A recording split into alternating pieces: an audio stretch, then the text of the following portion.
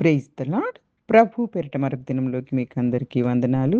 ఈ దినం పరిశుద్ధాత్మ దేవుడు మన కొరకు ఏర్పాటు చేసుకున్న వాక్య భాగము యోహాను సువార్త 15వ అధ్యాయము 1-15 వచనాలు. నేను నిజమైన ద్రాక్షావల్లిని, నా తండ్రి వ్యవసాయకుడు. నాలో ఫలింపని ప్రతి తీగను ఆయన తీసి పారవేయును. ఫలించు ప్రతి తీగ మరెక్కువగా ఫలింపవలనని దానిలోని పనికిరాని తీగలను తీసివేయును. నేను మీతో చెప్పిన మాటను బట్టి మీరిప్పుడు పవిత్రులై ఉన్నారు. నా యందు నిలిచియుండుడి, మీ యందు నేనును నిలిచియుందును. తీగ ద్రాక్షావల్లిలో నిలిచి ఉంటేనే గాని తనంతట తానే ఎలాగు ఫలింపదో, అలాగే నా యందు నిలిచి ఉంటేనే కానీ మీరును ఫలింపరు. ద్రాక్షావల్లిని నేను, తీగలు మీరు. ఎవరు నా యందు నిలిచియుండునో, నేనెవని యందు నిలిచియుందునో వాడు బహుగా ఫలించును. నాకు వేరుగా ఉండి మీరేమియూ చేయలేరు. ఎవరైనను నా యందు నిలిచి ఉండని ఎడల వాడు తీగ వలె బయట పారవేయబడి ఎండిపోవును. మనుషులు అట్టి వాటిని పోగు చేసి అగ్నిలో పారవేతురు, అవి కాలిపోవును. నా యందు మీరును, మీ యందు నా మాటలను నిలిచి ఉండిన ఎడల మీకేదిష్టమో అడుగుడి, అది మీకు అనుగ్రహింపబడును. మీరు బహుగా ఫలించుట వలన నా తండ్రి మహిమపరచబడును. ఇందువలన మీరు నా శిష్యులగుదురు. తండ్రి నన్ను ఎలాగు ప్రేమించినో నేనును మిమ్మును అలాగు ప్రేమించితిని. నా ప్రేమ యందు నిలిచి ఉండుడి. నేను నా తండ్రి ఆజ్ఞలను గైకొని ఆయన ప్రేమయందు నిలిచియున్న ప్రకారం మీరును నా ఆజ్ఞలు గైకొనిన ఎడల నా ప్రేమయందు నిలిచియుందురు. మీ యందు నా సంతోషం ఉండవలననియు, మీ సంతోషం పరిపూర్ణం కావాలననియు ఈ సంగతులు మీతో చెప్పుచున్నాను. నేను మిమ్మల్ని ప్రేమించిన ప్రకారం మీరును ఒకరినొకరు ప్రేమించునంటియే నా ఆజ్ఞ. తన స్నేహితుల కొరకు తన ప్రాణ పెట్టుకొనుకంటే ఎక్కువైన ప్రేమ గలవాడెవ్వడు లేడు. నేను మీకు ఆజ్ఞాపించు వాటిని చేసిన యెడల మీరు నా స్నేహితులై యుందురు. దాసుడు తన యజమానుడు చేయు ఎరుగుడు గనుక ఇక మిమ్మును దాసులను పిలవక స్నేహితులని పిలుచుచున్నాను. ఎందుకనగా నేను నా తండ్రి వలన వినిన సంగతులన్నిటినీ మీకు తెలియజేసితిని. హల్లెలూయా! హల్లెలూయా!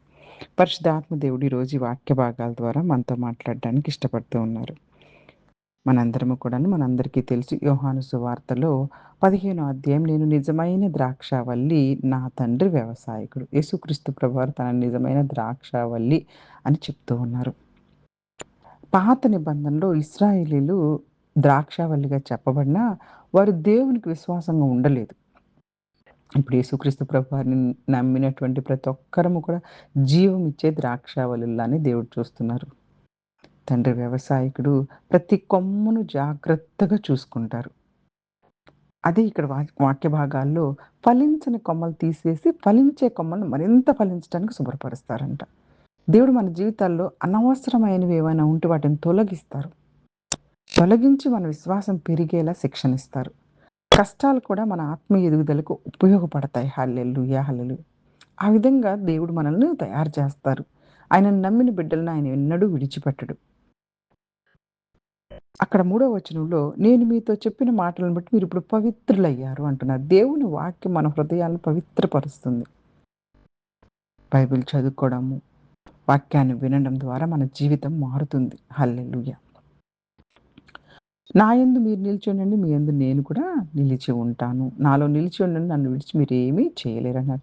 కొమ్మ ద్రాక్షావల్లికి అంటుకొని ఉన్నప్పుడే ఫలిస్తుంది. అలాగే యేసుక్రీస్తు ప్రభువారితో మనం ఉన్నప్పుడే ప్రార్థన, వాక్యము, విధేయత ద్వారా సంబంధం కొనసాగించినప్పుడు మన జీవితాల్లో ఆత్మీయ ఫలాలు కనిపిస్తాయి. యేసుక్రీస్తు ప్రభువారిలో నిలిచిపోకుండా పక్కకు తప్పిపోతున్న వారు ఎండిన కొమ్మల వలె బయట పారవేయబడతారు. అంటే యేసుక్రీస్తు ప్రభువారితో సంబంధం కోల్పోతే ఆత్మీయ జీవితం ఎండిపోతుంది.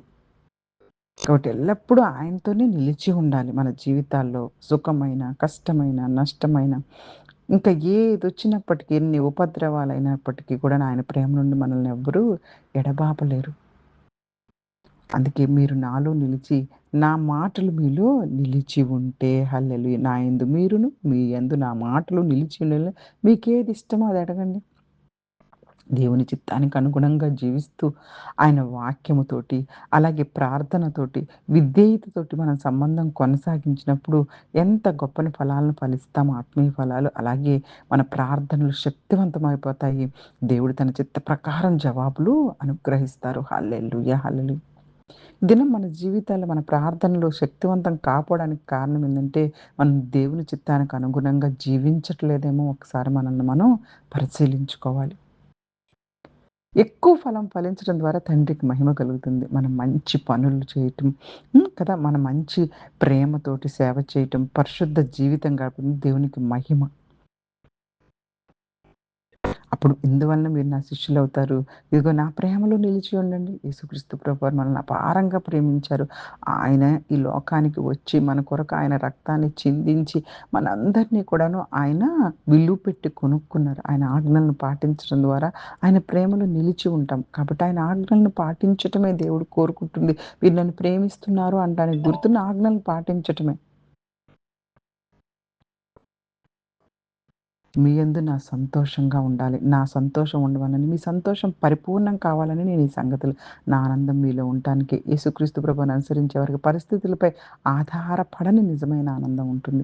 అంటే పరిస్థితులు ఘోరంగా ఉన్నప్పటికీ కూడా చుట్టూ కూడా భయంకరమైనటువంటి మనుషుల అటాక్, శత్రువుల యొక్క భయాలు అన్నీ ఉన్నప్పటికీ నిజమైన ఆనందంగానే ఉండగలుగుతున్నాము అంటే ఈ దినం మనందరము కూడాను అది దేవుడి యొక్క ఆనందము. యేసుక్రీస్తు ప్రభువుని నమ్మటం వలన వచ్చే ఆనందం. నేను మిమ్మల్ని ప్రేమించినట్టు మీరు కూడా ఒకళ్ళనొకళ్ళు ప్రేమించుకోండి. క్రైస్తవ జీవితానికి ప్రధాన గుర్తు ప్రేమ. మనం క్షమించాలి. మనం సేవ చేయాలి. స్వార్థం లేకుండానే ప్రేమించాలి. స్వార్థం లేకుండానే సేవ చేయాలి. స్వార్థం లేకుండానే ప్రతి విషయంలో కూడాను దేవుని యొక్క బిడ్డలుగా బ్రతకాలి. స్నేహితుల కొరకు తన ప్రాణం పెట్టువానికంటే గొప్ప ప్రేమ ఎవరికుంది చెప్పండి? తన స్నేహితుల కొరకు ఎక్కువైన ప్రేమ గలవాడెవడు అంటున్నారు ఇక్కడ 13వ వచనంలో 15వ అధ్యాయం. యేసుక్రీస్తు ప్రభువారు సిలువపై తన ప్రాణాన్ని అర్పించి గొప్ప ప్రేమను చూపించాను, చూపించబోతున్నాను మీకు అని చెప్పేసేసి అక్కడున్నటువంటి వాక్యాల ద్వారా ఆ దినం శిష్యులకు అర్థమవ్వాలని చెప్తున్నారు. ఈ దినమైతే మనకు ఆయన ప్రేమ చూపించారు. నేను ఆజ్ఞాపించుచున్న వాటిని మీరు చేసిన యెడల మీరు నా స్నేహితులవుతారు.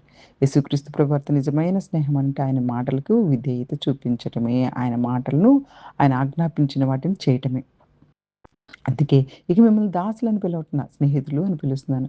చూడండి దేవుడే మనల్ని స్నేహితులు అని పిలుస్తున్నారు. స్నేహితులంటే ఎంత గొప్ప విషయం. మనం అన్నీ చెప్పుకుంటాం స్నేహితులకి.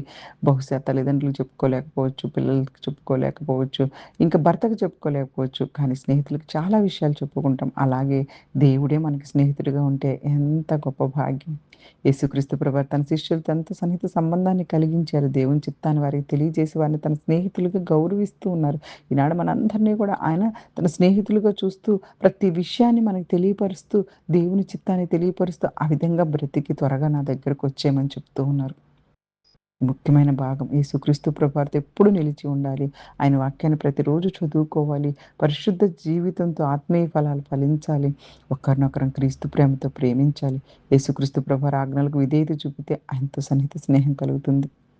దిన ప్రార్థన చేసుకోవాలి. యేసుక్రీస్తు ప్రభువులో ఎప్పుడు నిలిచి ఉండే కృప మాకు దయచేయ్యా పరిశుద్ధాత్మ తండ్రి.